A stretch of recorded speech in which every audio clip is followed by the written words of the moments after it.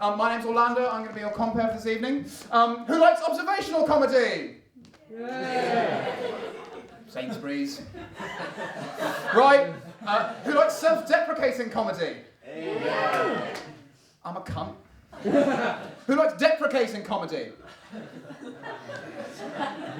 Come on, who likes deprecating comedy? You're a cunt. It's lovely to be here, everybody. I've been feeling a bit ill recently.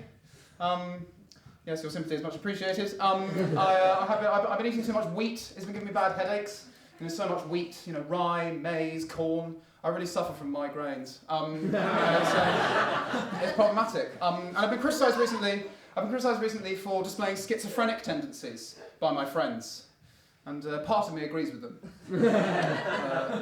The other part nailed a hamster to a sycamore tree. We like that one. Excellent. It's so nice to be here. This is such a lovely evening. We've got some lovely acts for you tonight, guys. I'm really excited to introduce them to you all. Could I have like a level 1 level of applause? Like both your hands, but just like level 1, like kind of vaguely appreciative. This is a nice thing, like yeah, level 1, level 1, level 1.5. Just a little bit more, Right, level 2, level 2, 2.5. Back down to 1, back down to 1, back down to 1, back down to 1. Up to 2.5. Yeah, 2.5. Up to 3, that's the biggest you can go. Whooping and cheering, and stop. Right. I had another joke that I wanted to do. Should I do it? Should I do another thing? Yeah! Thank you, Ollie, thank you. Right, it's not going to be as good now. Right, I'll just get the first item. We have 3 again, please! We have 3! Fucking 3! Please welcome your first actor tonight, Yassine Kaiser!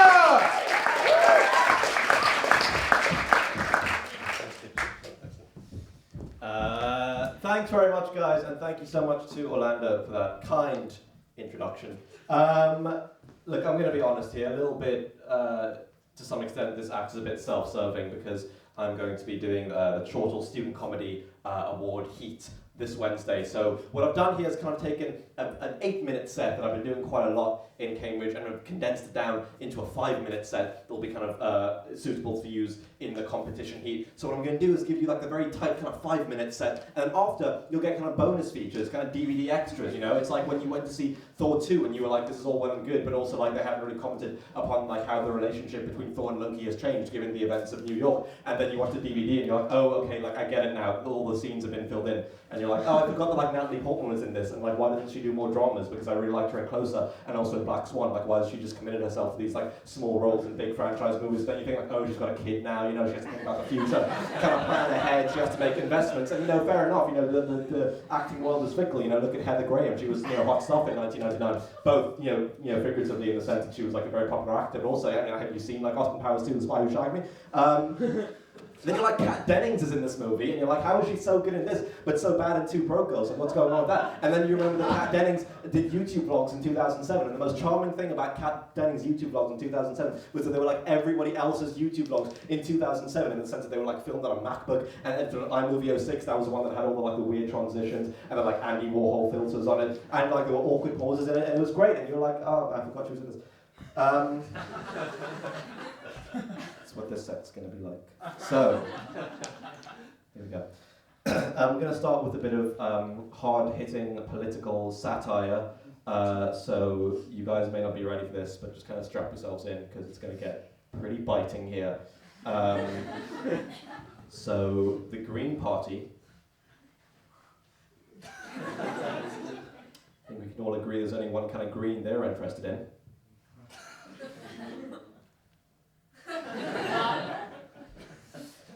What's that? And more seriously, I do want to talk a little bit about society and kind of perceptions. I think that we have a very kind of close-minded, narrow-minded view. We tend to kind of want to categorize, put people in boxes, and it's really not fair. I think that we should be available to kind of act the way we want and not be, subject to these stereotypes by the kind of wider society. I think in this regard, we all have something to learn from the foot fetishists, think it's very important that we talk about sex, but I think it can be difficult when you try to kind of take something that's as kind of emotional and visceral and sensory, all-encompassing as sex, and then try to whittle it down into this kind of rational, methodical discussion, you know? It'd be like if someone told you to solve a Rubik's Cube, and you were like, okay, I'm going to figure out the most like careful and sensitive and mutually respectful way that I can solve this Rubik's Cube, and then as soon as you get it in your hands, like, fuck, I forgot how much I love colours, you know? And it can be similar with sex. There can be this difference between the way that we may talk about sex in public and the way that we may act sexually and privately. You know, recently in the media there have been all these discussions about like 50 Shades of Grey and BDSM culture and these sexual relationships that involve like violence and domination and submission and fear and cruelty. And you know, should we be looking critically at these sexual relationships and normalize violence in this way? Maybe, but should we be prohibiting consenting adults from doing whatever they want to do with their own private sexual lives? I don't think so. And then, on the fringes of this debate, neutral like Switzerland in this conflict, there stand the foot fetishists. Because they are confident in what we all secretly know deep down inside, which is that fundamentally nobody is ideologically opposed to feet. You know what I mean? Like, are feet arousing? No, they're gross, and any sane human being agrees with that. But does the sexualization of feet contribute to a culture in which sexual violence, particularly towards women, is ignored and often excused? No! They're fine. They're just these wholesome deviants, you know, just these innocent perverts just doing their own thing. They have forums on the internet. I was going to do more research, but then like the abyss started staring back at me. It wasn't good. I think like the worst you'll get with the foot fetishes is like maybe they'll like ogle your ankles on public transport at one point, you know, and like even then a foot fetishist is not going to blame you for choosing to wear flip-flops that day, you know what I mean? Like, you can say a lot about the foot fetishist community, but they're not victim blamers, and that's what I've always respected about them. I think we should put people in boxes too much, just even in the way that we the dress, you know, we designate these clothes are meant for men and these clothes are meant for women, and it makes no sense. Like, I study classics, I know exactly how arbitrary these rules for gender presentation are. Like, we look at the Greeks and we see the Greeks are the foundations of Western civilization, but the Greeks saw themselves as very different from the Persians. They thought the Persians were weird and foreign and Eastern, and the men were effeminate. Why? Because they wore trousers. Like, red-blooded Greek man, you're going around in a toga, alright? And they were like, look at these fucking pansy-ass Persians over here with their perfume and their dancing and their fabric that comes to a seam at the crotch, you know? Like, I don't get it. I don't get where all this comes from. This is this kind of like massive societal hypocrisy, and I hate that. I can't stand hypocrisy. Like when other people do it, I don't mind it for me. It's different. You know, I am somebody who has been subjected to, you know, society kind of trying to categorize me, put me into these narrow boxes, because I'm mixed race. One side of my grandparents are Indian and the other are Malaysian. But this is very difficult for white people to understand, because they don't really see Malaysian and Indian as different ethnicities. They just kind of see like rice. At a certain point on the world map, I don't know the exact latitude, just clarify that for me, it just goes like Russia, Mongolia, and then like rice. Just general rice region until you get back around to California. It's weird, you know, and also when you tell white people that you're mixed anything, they assume that one of the things in the mixture must also be white. It's almost like they have this undue sense of arrogance. I don't know what I'm talking about. I don't know where I got that idea. So I'll be talking to a white person, I'll be like, yeah, no, I'm mixed race, and then they'll assume that I'm part white, and then they'll calm down, because they're like, okay, I'm around one of my own. And I'll be like, no, it's Indian and Malaysian, and then they're like, no, those are both rice, didn't you see? The map that we drew for you. Yeah, so that's the end of my chortle set. What did you guys think? Thank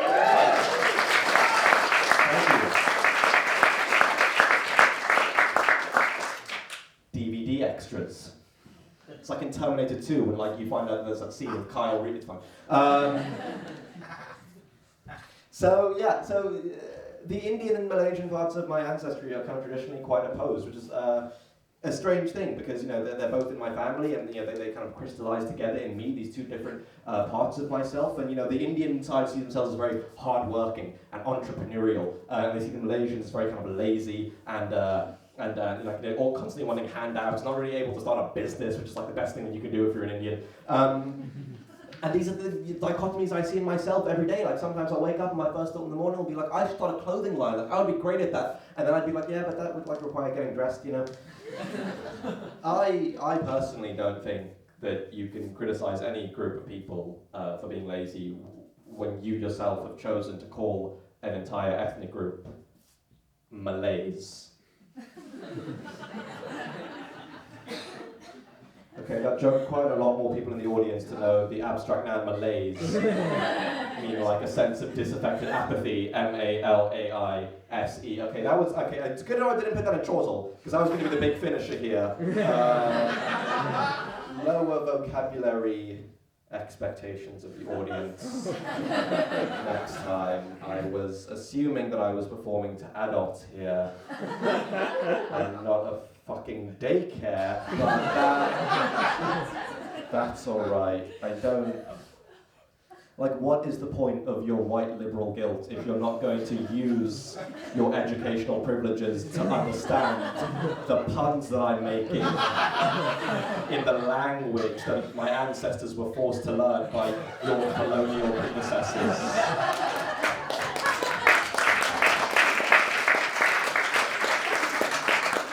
That was going to be our big closer, but that's alright. Apart from that small hiccup, you guys have been lovely. Thanks very much.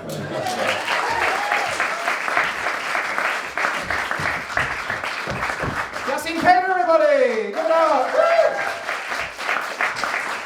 we're going to get our next act on now, so we can have a 2, please. Can we have a 2? 2, 2, 2.5, 2.5, fucking 3! Give it up for Rubik and Louisa!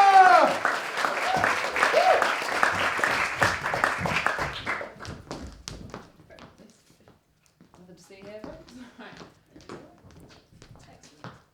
Hello. Hello! And indeed, hello. This is Louisa. And this is Ruby. Or Ruby, if we're using first names. Now we're gonna do a couple of sketches for you guys this evening. But first of all, we just felt that we should confront the elephant in the room, right? Oh. So you've probably noticed it already, but we are actually women. What the fuck? Yeah. Fucking hell, you learn something new every day. Oh, exactly.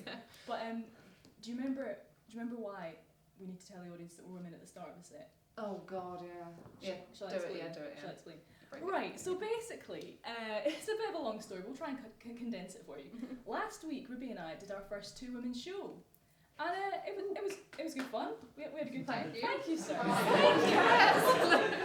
yeah, we had a few laughs. We had a good time. Dropped a few funnies, as Yeah. it were. Exactly. But, we had a good time. We got a couple of pretty good reviews, which was nice. But one of the reviews actually criticised us for not referring to the fact that we were women enough to Not even once did we mention it. No, just to clarify, that is not a joke we wrote. That is literally something that happened in 2016. I mean, I know what they mean, because I go see male stand-ups and I am disappointed that they don't mention men's issues. Well, exactly. Like, what's the point in doing comedy at all if you don't mention your gender in every single sketch? Oh, could not agree more. But So warn them. long story short, that is the reason why we have to warn you at the start of the set that we are women. We are aware of the fact that we're women. And we do between us have 4 ovaries and 2 vaginas. And 1 massive bladder.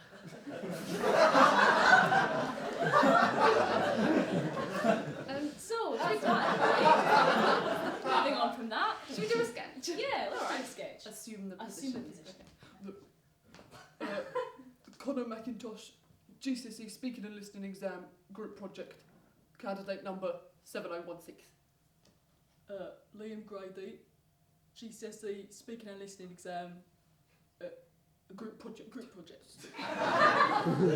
Candidate number. Miss, I forgot my candidate number. That was stupid. Speech about what we've done on our work experience. Liam and I done our work experience at Mr. Chicken's Chicken Factory. We was there for 4 days and 3 nights. The nights was the worst part. On the first day, we got the number 12 bus to Slough. The bus smelled of fish fingers. When we got off the bus, we saw a raccoon.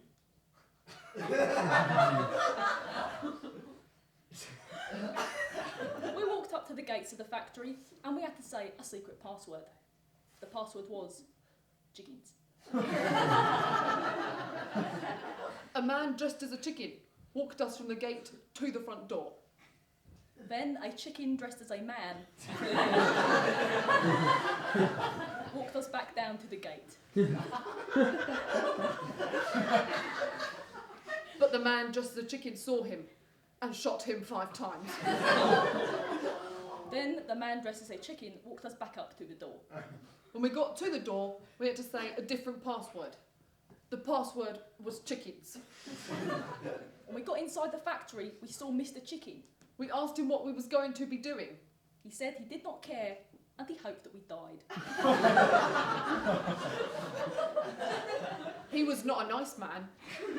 In fact,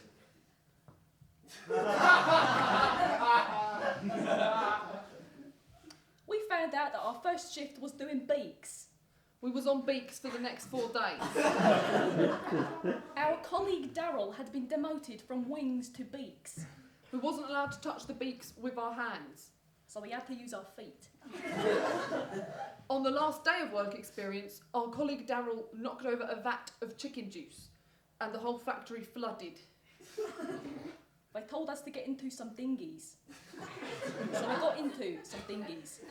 Mr. Chicken said that he did not need to get into a dinghy because he could float on his inflated sense of self-worth. He jumped into the chicken juice and swiftly passed away. Everyone was happy and we floated to safety. We got the number 12 bus back. When I got home, my mum made my favourite casserole. Thank you for listening.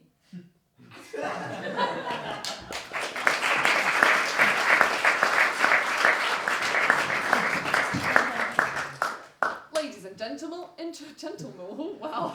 Ladies and gentlemen, introducing Queen Mary Tudor.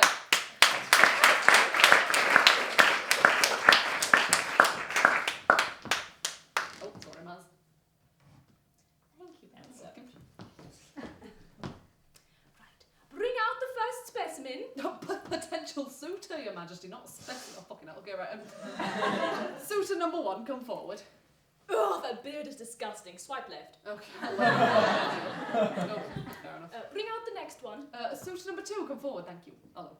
Oh, hello. That ruff is getting me hot under the collar. Read me his biography. Cough up the bio. Thank you. Okay, 17 years young, eldest son of the Duke of Anjou, looking to have a laugh with a top-class gal. That's you, Maz. And maybe more. Ooh, a new paragraph. Ibiza 1556. A drawing of a hand like this. Left for you, dear. Off you go. Bring out the next one. Suitor number 3, come forward. Thank you. Oh, hello. Those pantaloons are getting me hot around the groin. Read me his bio. Oh, thank you. Oh, okay. Starts #blessed, #Catholic. Oh, wow. Right for you, dear. It's just Catholic. Oh, excellent. All right. Bring out the final specimen. Suitor number 4, come on. Oh, hello. That codpiece is getting me rather hot around. Shall I read the bio? Vagina. Now you may read me his bio. Okay, this one's in the vernacular. Oh, God. Wayward Cardinal looking for some fun. Add my Snapchat, greased_priest. At Bologna University. Oh. Studying BTEC sport. Left. Oh. Left. Left. Alright. This is so difficult, manservant. Especially when I'm not quite sure whether to send them stage left or left. What happens to the ones you do send left? Haven't you guessed already, manservant? By God, you're dim. The ones I send left are immediately put upon the pyre to burn the filthy Protestants. No. That's why I call this little game of mine Tinder. End of sketch.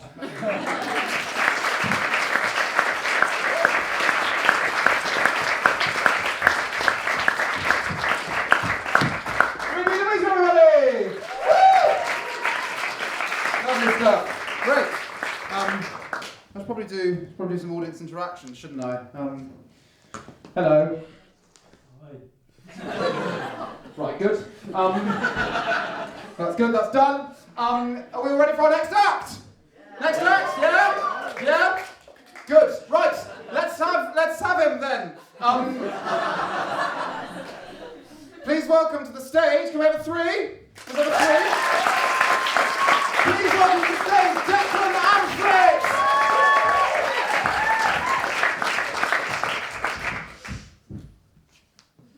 Hello there, everybody. Who here can solve a Rubik's Cube? Give me a shout if you can.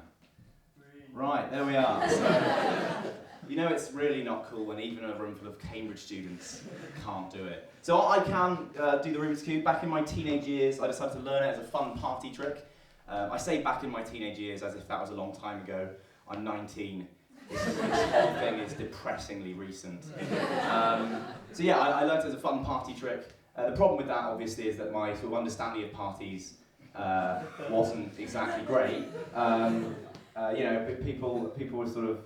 I thought that there'd be kind of people doing lots of fun talents instead of what they actually are, which is just drinking. You know, I thought it was a large group of people congregating and showcasing their skills, which does exist. It's called a circus. And yeah, so I've forgotten what I'm going to say, which is really not very good, but I'll try and move on. But yeah, as I said, I did it as a party trick. The problem with this, there are two problems. First of all, if you go to a party trying to solve a Rubik's Cube, that's not really the right sort of method, really, to make friends. So I thought, you know, I'd be sat in the corner doing a Rubik's Cube. I thought it'd be quite good, you know. Someone would say, "Oh, look at that man over there. He's solving a Rubik's Cube. What a fun and interesting skill to have. I'll go and talk to him." In reality, it's more like this. "Oh, look at that man over there. He's solving a Rubik's Cube. What a fun and interesting talent. Cool." And then they just sort of leave. The second problem is that, I don't know about you guys, but most of the parties I've been to, there aren't usually Rubik's Cube just lying around for me to solve. So then I have to just bring my own Rubik's Cube to the party, which is already sort of admitting social defeat, isn't it really? Like, you know, imagine turning up to a party like, "Hi there, what have you brought to the party?" "Well, I brought a bottle of whiskey. What about you?" A Hungarian's children puzzle from the 1970s. Not really the best way of going about it. They have these Rubik's Cube festivals as well.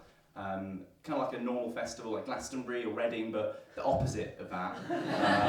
And they have these competitions to see who's going to be the fastest Rubik's Cube player, I guess. Cubers, I think they call it. There's a name for it. Isn't that nice?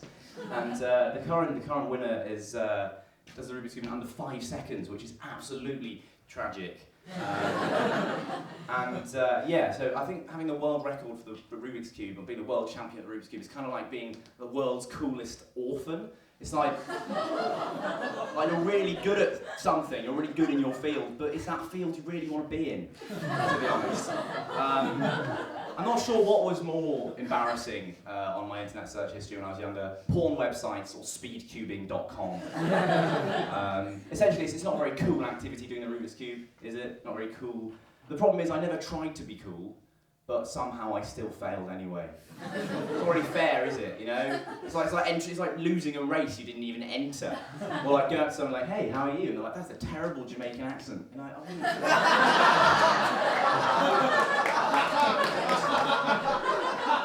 wasn't trying to do one.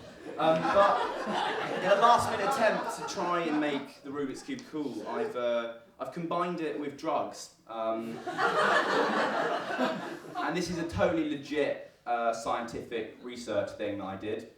You can tell by its name as a research thing. And essentially I took different drugs and then tried to do the Rubik's Cube, and here are my findings. Sober. Yes, that's right, there is a controlled experiment. I'm not a complete madman. Solved cube in under a minute. Alcohol. Solved cube in under an hour. Got distracted by vomit. Cannabis. Laughed at cube. Ate Doritos. Caffeine. Solved cube very efficiently. Speed. Solved cube extremely efficiently. Cocaine. Broke cube open to try and find more cocaine. crystal meth, and I've just drawn this enormous squiggle and the words "help me." Legal highs, 8 cube, vomited it back up, and it was solved. And then LSD, what the fuck is a cube? So that's me done on Rubik's Cubes, you'll be glad to know. I thought I'd leave you with something else on a different note. This is a little story. It was February 14th, or as it's more commonly known, the 14th of February. Alan woke up in his double bed by himself. Oh, I do love having all this extra leg room, he chuckled to himself, crying. So he looked at the calendar on his bedside table. Valentine's Day. He felt as deflated as a failed souffle or a shit balloon. This would be the first time he had spent Valentine's Day alone since the year before. He had a girlfriend once. She was called Claire, and she was the girl of his dreams, in that she only existed in his dreams. Good morning, Alan, said Alan to the mirror. He had installed an enormous floor-length mirror in his bedroom, because if he squinted his eyes enough, he could pretend that his own reflection was another person. It gets worse. He was going through something of a dry spell. It had lasted 46 years so far, and was showing no signs of stopping. Mainly because Alan was abstinent by choice.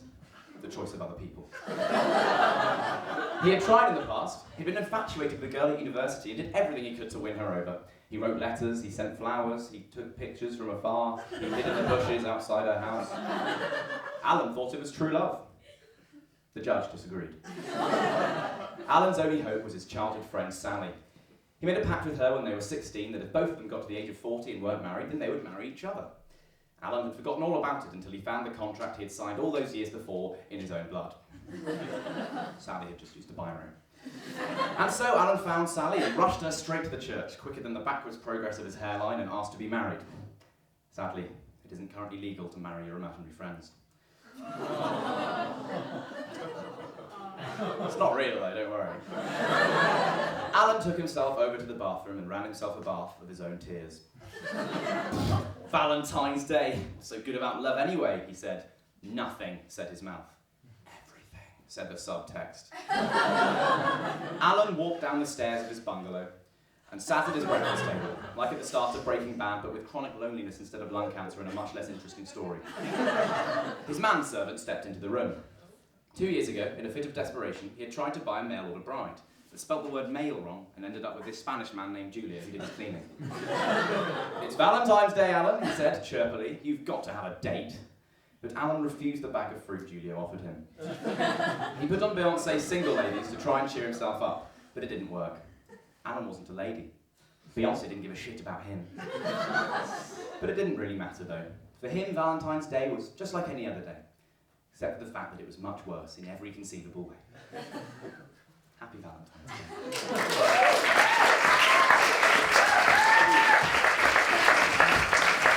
Get London, everybody! Alright. I understand that soon. I just want to let you know I found something out recently, guys, that you know, animals can't tell the difference between sun and rain. You know, they just don't understand whether... Right. That can go in a bit. Right, let's get a new act. Are we all ready for a new act? We have a level 3, please. Level 3. Level 3. Level 3. Level 3. Please welcome to the stage, Tim Schneider.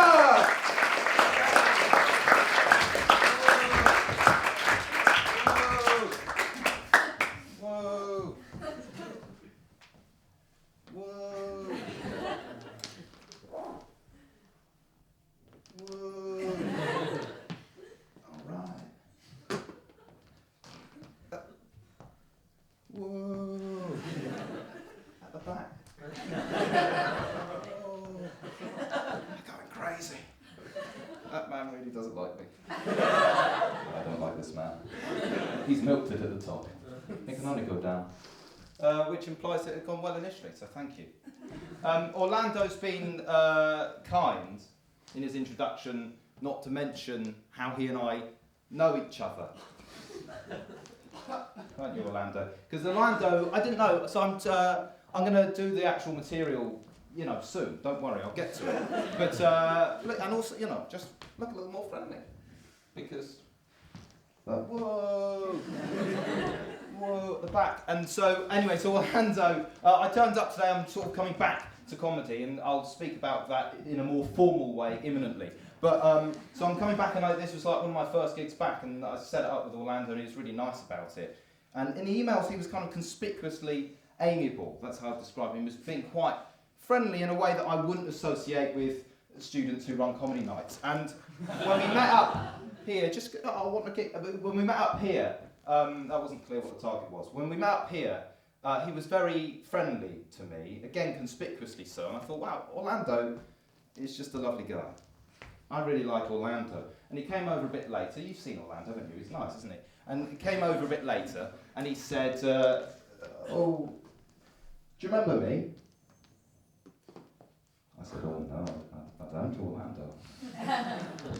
Do we know each other? And he said, yes, we walked to school together for quite a long time. I said, oh really? I was just so drunk. Just had a problem, Orlando. I'm over it now, but don't mention it, I might relapse. Yeah. It's bad, isn't it? Because I also do, it's one of the many weaknesses of my character that I pride myself on my retentive memory. So especially faces, I like to think I really remember faces, like definitely yours, for example. That will be imprinted in my mind, at least until tomorrow morning. But I was, because I'll get over it, won't I? But it's that I just didn't remember him at all. And I tried for a bit to sort of fabricate a memory so I could go, oh, Orlando, you had the shoes. You always had the shoes on. You and the shoes, you love those shoes. Have you still got them? You know, I was trying, and there was nothing. I do not remember Orlando. And spending it might have been 5 minutes at the top of his night, speaking about how I don't remember Orlando, with whom I might have shared some happy memories in my youth, is for me a kind of homage.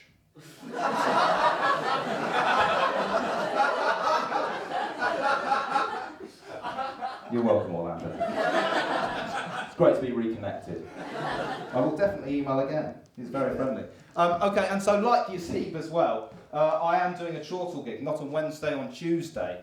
So I'm going to do just like a type 5, where I'll speak, again, like notably quicker than I have been doing, because it is all written and remembered. And so, unlike Yasib though, is that wrong? Why are you laughing at me? You are. Is it wrong? It's Yassine. Okay. I've seen tonight as an opportunity to alienate as many fellow comics as possible. I've done 2. What about the sketch group? Oh, they were actually quite good. So nothing I can do. The last guy was, again, he has something. So, he's got something. He's young, but he's definitely got something.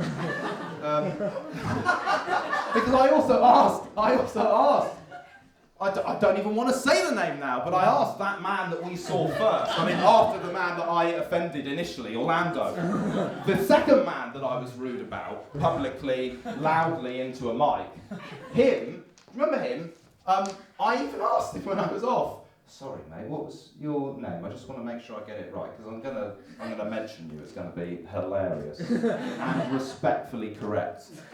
And he said it, and I went, with a B, yeah? And he went, yeah.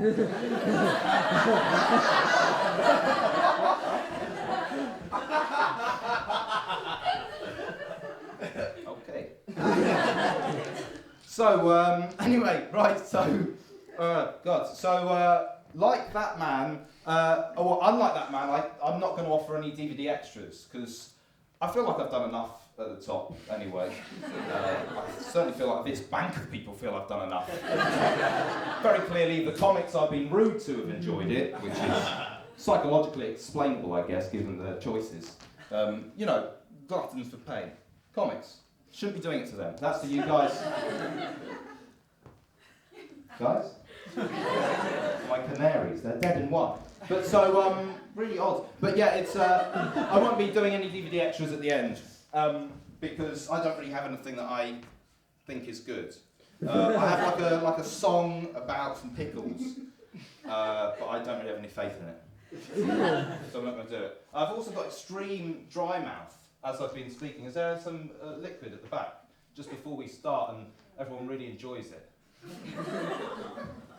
Thanks very much. What was your name, love? Okay, how's it not clear what's going on? Thank you very much. We haven't met, but you seem nice. Okay. Okay. Ooh. All right? You. I now feel like you're playing the role that I've cast you in. As indifferent to hostile man on corner. And you're doing it with extreme aplomb, I have to say.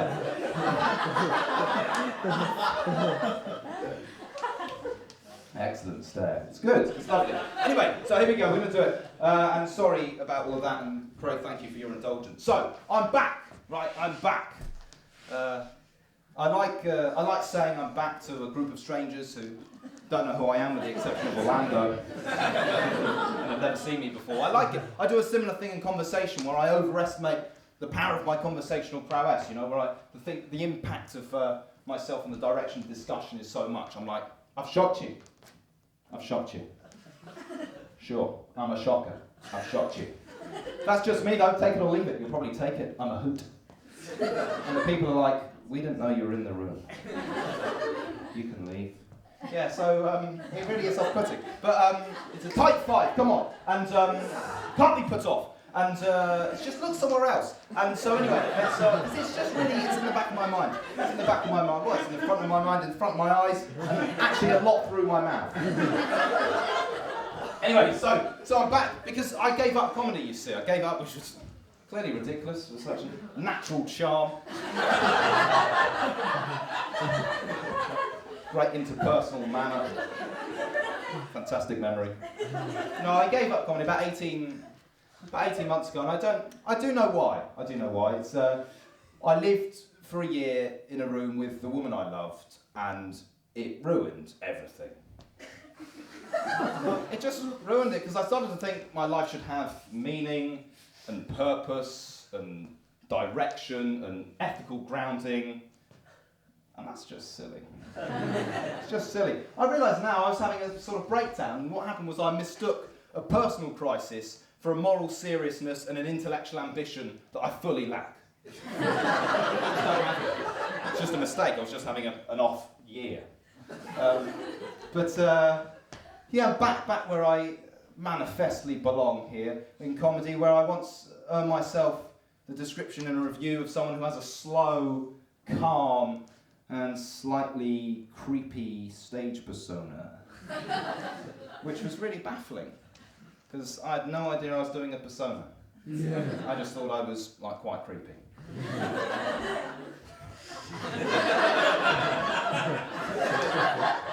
He's loving it, really. It was great, yeah, I was really in the show. It was great fun. That was him, by the way, later. Let's have a sketch,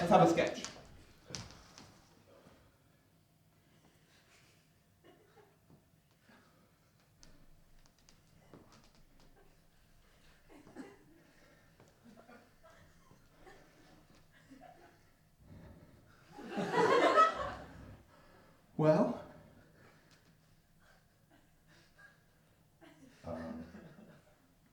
yeah. What do you think? Yes. It's okay. I just think it'll be a lot harder on a tightrope.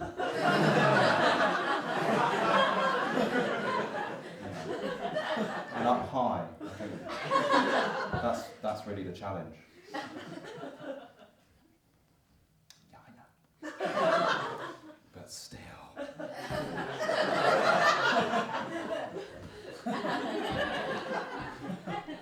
Life's okay though, life's okay.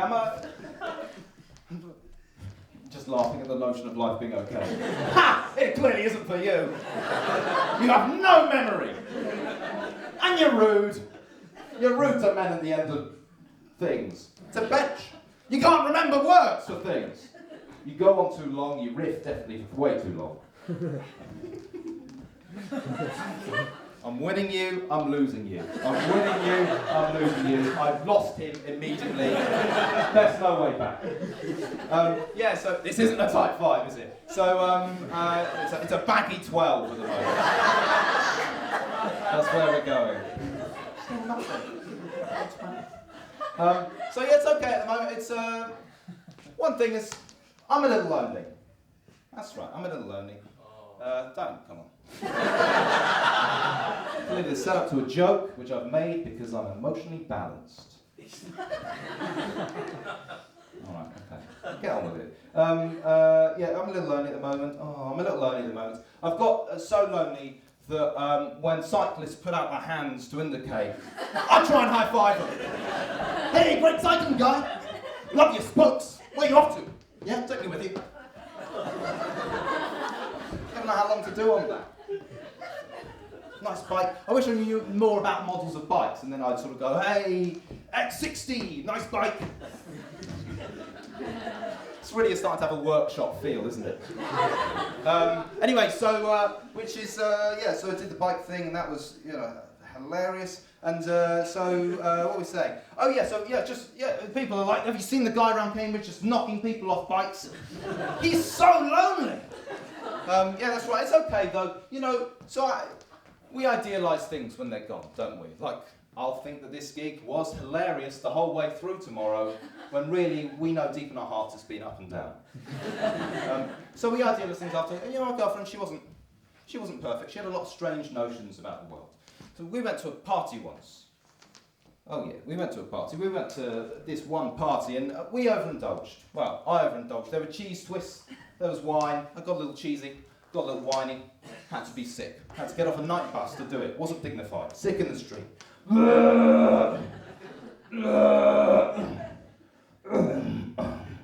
And she got off the bus as well and she shouted out to me as I was being sick, Tim! Why can't you be a real man? And this will, to the end, this. Off the set, not, you know, the night or your lives. Lock the doors, I'm going to do this forever. It's too much, I've pushed too much. She went, why can't you be a real man? I went, Nancy, which was not her name. I'm not going to tell you her name. But Nancy, gender is a culturally relative phenomenon.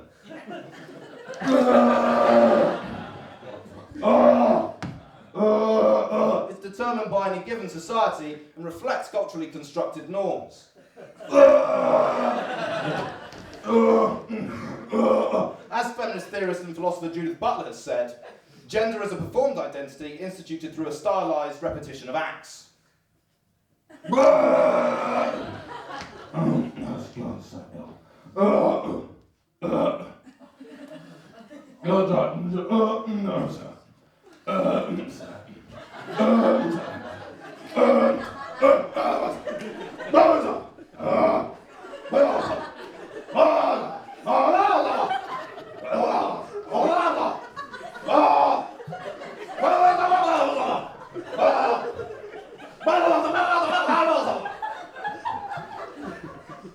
It was the weirdest sick I've ever done.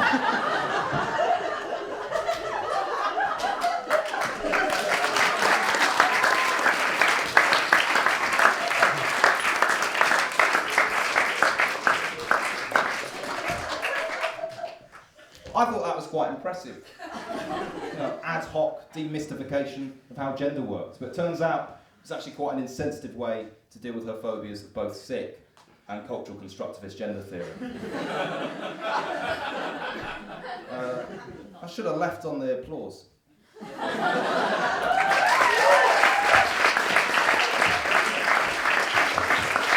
Thank you, Tim! Woo!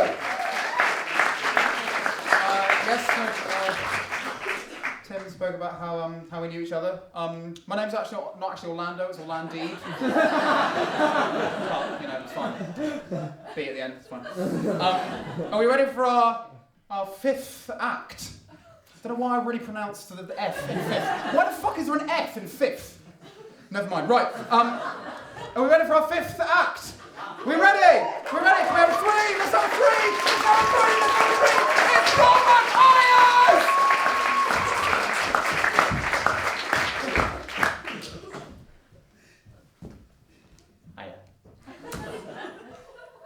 I always come on stage with cue cards and a canvas bag from a law firm to inspire confidence. That's not why. Right, as we're in a kitchen, I thought we'd play a parlour game. I screwed that up.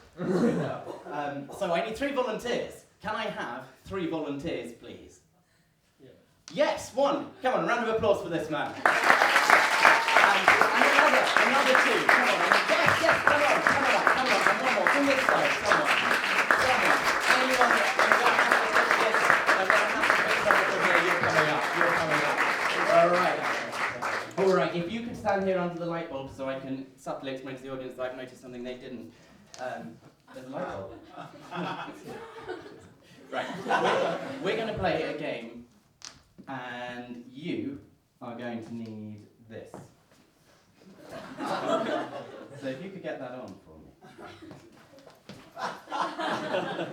This game is called Scoring Panda. So, what's your name? Jared, hello Jared, what's your name? Quentin. Hello Quentin, and we don't need to know your name, you're the scoring panda. The way this is going to work is I have a bank of questions which I'm going to ask the contestants, and they're going to either answer them correctly or incorrectly, and the scoring panda is going to keep the scores. But the real fun in this game is that if one of the contestants doesn't guess an answer in time, a member of the audience can shout it out and replace them and come and join the panda-based fun. So this is very interactive, and please do interact. Right.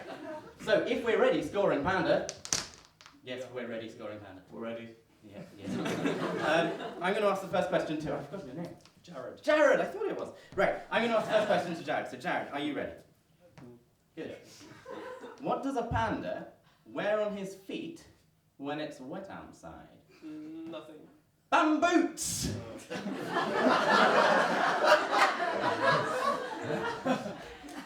Quentin, what do you call a small fashionable shop run by a panda? Who said that? Come on. Sorry, Quentin, you're down. Let's have a round of applause for this person. Come on. It's Bamboo Teeth. What's your name? Yes, you're an axe. You're not actually stealing laces. All right, Louisa, if you can stand where Quentin stood. Jared, we're back with you. What does a panda call it when he's been in the pub until closing time? Bamboos. A bamboozy night out! We'll count that. Louisa, what does a baby panda sit on in a car? A car seat? A bambooster seat! Yes, come on, sir! Come on, Louisa, you're down. Fantastic. What's your name? Jamie. Hello, Jamie. What are the scores, scoring panda? We'll find out at the end. Jared. What does a panda have for breakfast? Bamboo, obviously. What's a panda's favourite muscle? His diaphragm-boo. You like it. We're good. We'll move on. What does a posh lady panda call her bedroom? A bamboo. Boudoir, yes. Yeah, we're good.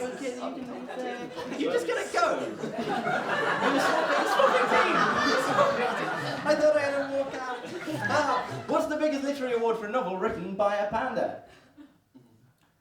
The Bambuca Prize. Yes. What do you call a wide street in a panda town? Bamboo Boulevard. What's a panda's favourite kind of bear? A panda, obviously.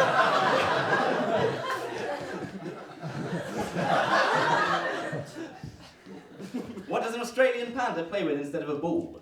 A didgeridoo. A bamboomerang! What does a panda crumble with strawberries and cream to make eaten mess? Some bamboo meringue! What would a panda use to break down the portcullis of a castle? Bamboo stick. A bamboo stick! No, a battering ramboon. There's a panda. What would a panda use to build the portcullis of a castle? Bamboo. No, wood or metal, depending on whether he was by trade a carpenter or a blacksmith. What do you call a bunch of panda flowers? Bambouquet. Yeah. That. You were gonna say. Right. What's a panda's favourite European city? Budapest. Budapest. Come on, who was that?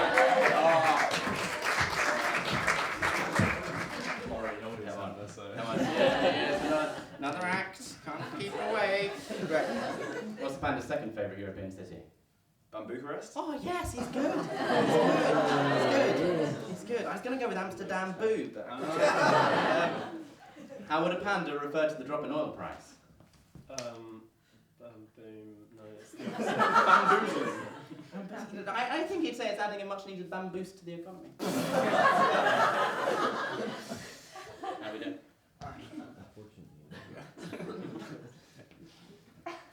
Who was the Iceni warrior panda queen? The what?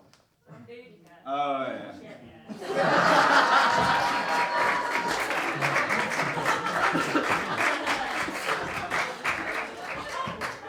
This is the beautiful game. Who's the father of the panda booze? Oh, booze. Who's the father of the panda Jews? Abra Bamboo. Abra Bamboo, yes! Come on, sorry, you're down. All right, we're just in time for the last one before the scoring panda gets to give the scores. Which is the best bit. Right. Who, both of you play for this one, who is a panda's favourite Islamic cleric? How do we make Muhammad bamboo? Imam Boo.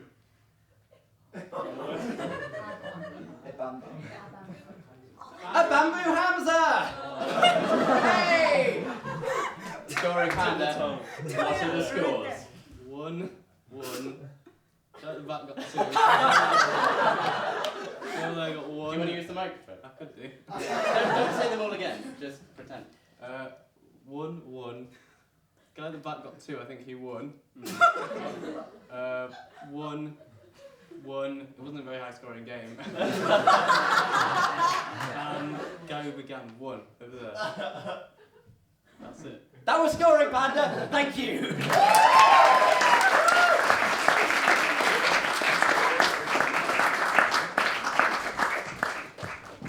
Can I have it back?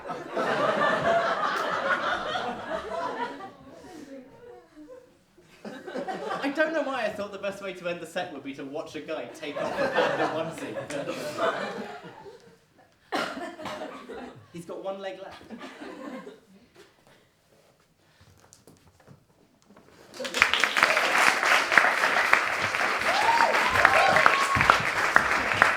That was Robert Ayers and Score Panda.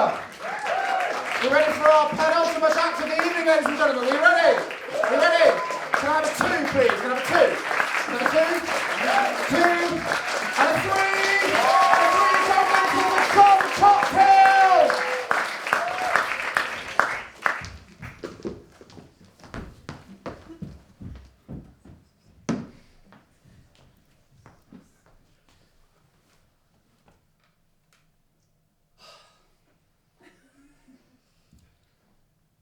And that was Haydn's 8th string quartet in F sharp minor. You're listening to Radio 3.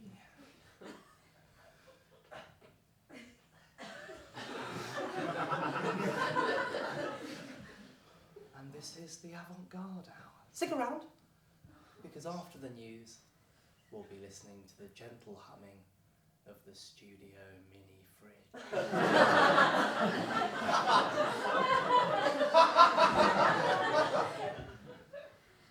More of that later. I'm joined in the studio today by no one. It's just me, this microphone, a new box set, Miles Davis, the Ketamine Years. I've got an email here from a gentleman called Sam. I'll just get it up, as it were. Oh, it's a joke there. Joke about shagging. Listeners may be interested to know that Sam was also the name of my ex-wife. She won't be listening today. She's probably asleep with Terry. But what's really interesting about this email, actually, is it's from Sam, short for Samuel. Now, to clarify, my ex-wife was not called Samuel. No, she was Sam, short for Samantha. But I always thought she didn't really look like a Samantha. She looked like a cunt. Anyway, Sam has written this email. And don't forget, you could all write in too. I'd be particularly interested if any of you can remember what the sun looks like. Or what children's laughter sounds like. But for now, sit back and enjoy Emanuel Stockhausen's music for 4 ashtrays.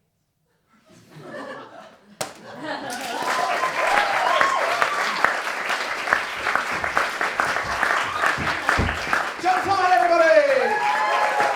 All right. We're now ready for our final act of the evening. So can I have a low chant of Dan, please? Dan, Dan, Dan, Dan. Raise the volume. Dan, Dan, Dan, Dan, Dan, Dan, Dan, Dan, Dan, Dan, Dan, Dan. Stop. Please welcome to the stage Sam Knight.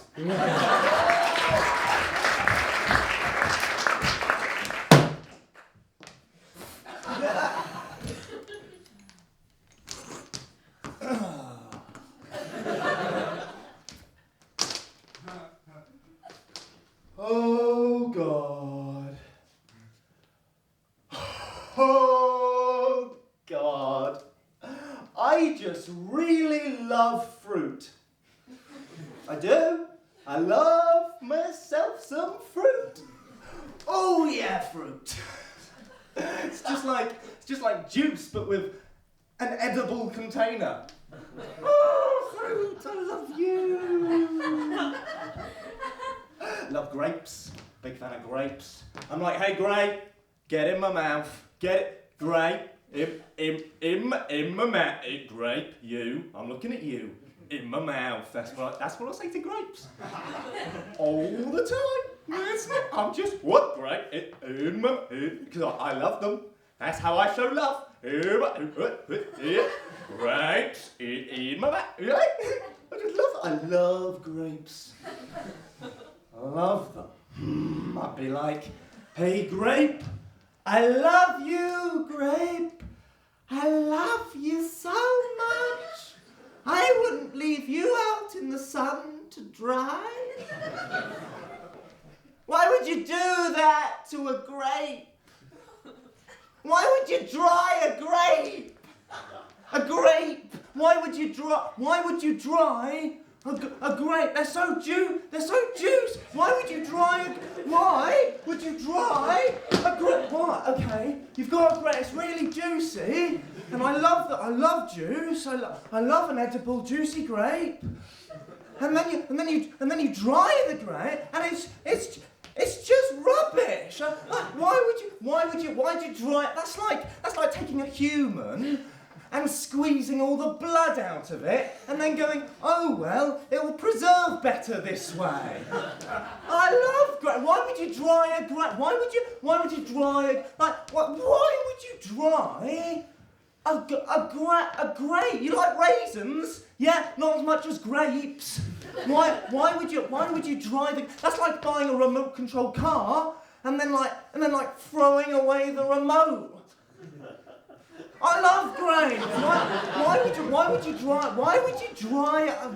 dry a grape? That's like getting a grape and then making it a shit grape. Why would you cook a pineapple? Why would you cook a pineapple? Why would you get a pineapple and say, oh, I love the juicy pineapple. I'm going to cook it to death. Why would you cook a pineapple? Fuck off my pizza! Why'd you put an apple in a pie? Why'd you put an apple pie? I put my apple in a pie. I don't. What? What's your what? Are you a monster? You're putting an apple in a pie. Why are you putting an apple in a pie? Oh, I love apples, not in pies. What have you got against apples? How do you like it if I put you in a pie? What, the apple pies? They're like the devil's invention, they are. They're like, the devil, he goes on like Dragon's Den. He's like, I've invented the apple pie? Why'd you put apples in a pie? Why'd you put apples in a pie? Why'd you cook a pineapple? Why'd you dry a grape? Just stop fucking around with my fruit!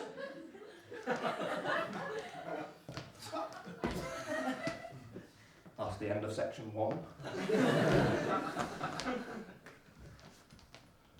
Now you've got the context, I'm going to read you the rest of the story.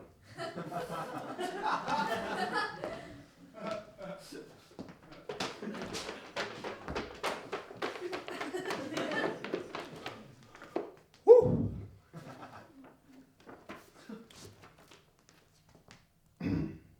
Once upon a time, I had a friend. I had a friend called David, and David was studying for a degree in philosophy. By all accounts, a very clever man. Well done, David. One day, David looks at me and he says, I'm just playing devil's advocate here, Sam, but you do know that a lot of people like apple pie. See, it's all coming together now, isn't it? So, connections. Whoa.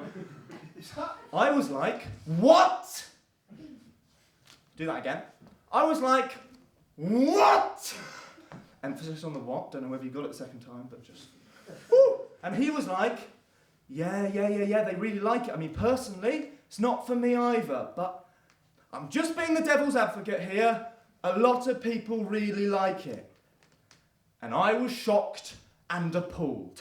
I'd known David for 2 years now, and this was the first time he told me he was an advocate of the devil. If I'd known that before, I would never have offered him so many crumpets. An advocate of the devil! I shouted. Sam, I'm just trying to offer a different opinion, he replied. Yes, David, you are. Just a bit annoying that different opinion happens to be the opinion of the devil. In what warped version of reality could that ever be considered helpful? Ooh, you know what? I'm really struggling with this dilemma. I've asked David, I've asked my parents. Whose opinion would it now be very important to listen to? Oh yeah, that's right, Lord Satan himself. Yeah. Or, if he can't make the time to come himself, I guess one of his advocates will do. I'd find that really helpful to just pretend I'm part of some weird Faustian pact for a bit. No, I don't want to hear that. I don't want to hear the devil's opinion in the name of widening the debate. I'm sorry, but there are some people's opinions on the subject of dried grapes that I don't want to listen to. Call me a member of the militant student left, but I would no platform the devil.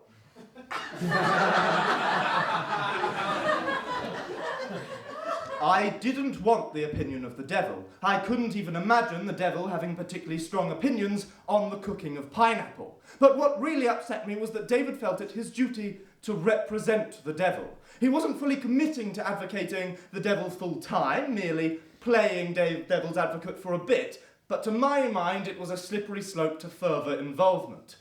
So I said to him, "Why, David, are you posing as an advocate of the devil?"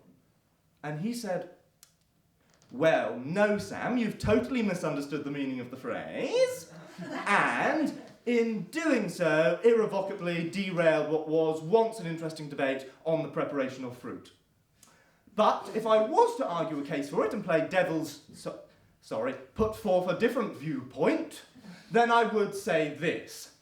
By forcing you to look again at an issue from a completely different angle, I force you to think harder about all its implications. Thus, by proving there are alternatives, I widen the debate and including more diverse voices. I have beaten your prejudice and broken down your assumptions. I am David, the devil's advocate, and I will bring peace to this land. But I am no servant of Lucifer. I merely say that some people like apple pie. Taste is a subjective thing, and although you don't approve of dried grapes or cooked pineapples, many people do. Who knows? Perhaps if you were more open-minded, you too would like an apple pie." Suddenly, there is an apple pie in front of me. David has cooked me apple pie and is offering me apple pie. There are apple pies everywhere. The world is half apple, half pie. It's a pie apple, and good God, am I tempted to cook it. I reach down for the apple pie. The apple pie is the apple pie of my eye. Maybe David is right. Maybe all this time I have been far too close-minded. I take a bite. Ah! It's as disgusting as I remember.